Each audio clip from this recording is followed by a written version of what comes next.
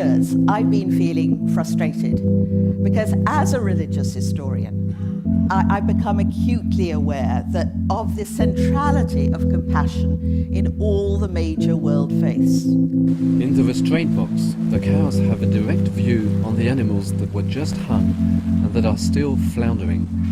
They see and smell blood while they are being entrapped. The box turns upside down and the head restraint moves into place. People have emphasized the importance of compassion, not just because it sounds good, but because it works. Caring is a muscle.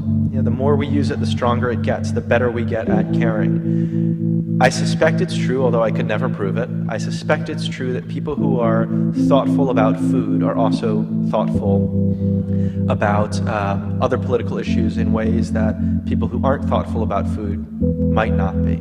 But part of the reason that I found this interesting is that I started noticing that we're very aware of all the species that are going extinct on the planet as a result of human habitation expansion. And no one seems to be paying attention to all the species that are actually living, that are surviving. And I'm talking specifically about synanthropic species, which are species that have adapted specifically for human ecology. We live in places like this as if they're the most natural things in the world, forgetting that because we're animals and that we need to eat, we're actually as dependent on the natural world as our ancient ancestors were. And as more of us move into cities, more of that natural world is being transformed into extraordinary landscapes like the one behind me, a soybean field in Mato Grosso in Brazil, in order to feed us. They had hyper-adapted. They become extremely adept at living with us. And in return, we just tried to kill them all the time. With lots of intelligent people focusing on whether food is organic or local, or whether we're being nice to animals, the most important issues just aren't being addressed. Now, don't get me wrong.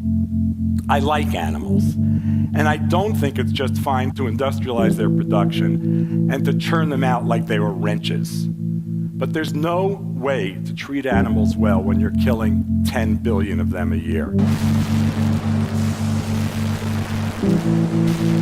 That's our number, 10 billion. If you strung all of them, chickens, cows, pigs, and lambs, to the moon, they'd go there and back 5 times, there and back. By 2050, it's estimated that twice the number of us are going to be living in cities, and it's also estimated that there's going to be twice as much meat and dairy consumed. So meat and urbanism are rising hand in hand, and that's going to pose an enormous problem. 6 billion hungry carnivores to feed by 2050. The main point of all this for me is that we can find mutually beneficial systems for these species. We can find ways to interact with these other species that doesn't involve exterminating them, but involves finding an equilibrium with them that's a useful balance. All we have to do is just stop and think. At the supermarket, at the restaurant, we don't have to become vegetarians. I think that word has done a real disservice to this conversation because it implies you are either going to do everything or nothing. You're somebody who cares or you're someone who doesn't care, when in fact most people can easily imagine themselves in that massive spectrum in between the extremes of nothing and always. People often want to be right instead. And that, of course, defeats the object of the exercise. Let's get the numbers of the animals we're killing for eating down, and then we'll worry about being nice to the ones that are left. If Americans, Andrew alluded to this before, remove just 1 serving of meat a week, and I just don't believe anybody who says that's impossible. If we removed 1 serving of meat a week, it would be like taking 5 million cars off the road. This is profound. The effects of our daily choices here really, really, really, really matter. Now here's where we all meet. The locavores, the organivores, the vegetarians, the vegans, the gourmets, and those of us who are just plain interested in good food. Even though we've come to this from different points, we all have to act on our knowledge to change the way that everyone thinks about food. The solution is going to have some kind of legislative aspect, but it's really going to happen when people choose to eat differently. Farmers I met said, I don't farm what I want to farm, I farm what I'm asked to farm.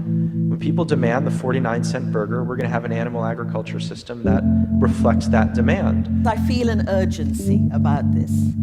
If we don't manage to implement the golden rule globally, so that we treat all peoples, wherever and whoever they may be, as though they were as important as ourselves, I doubt that we'll have a viable world to hand on to the next generation.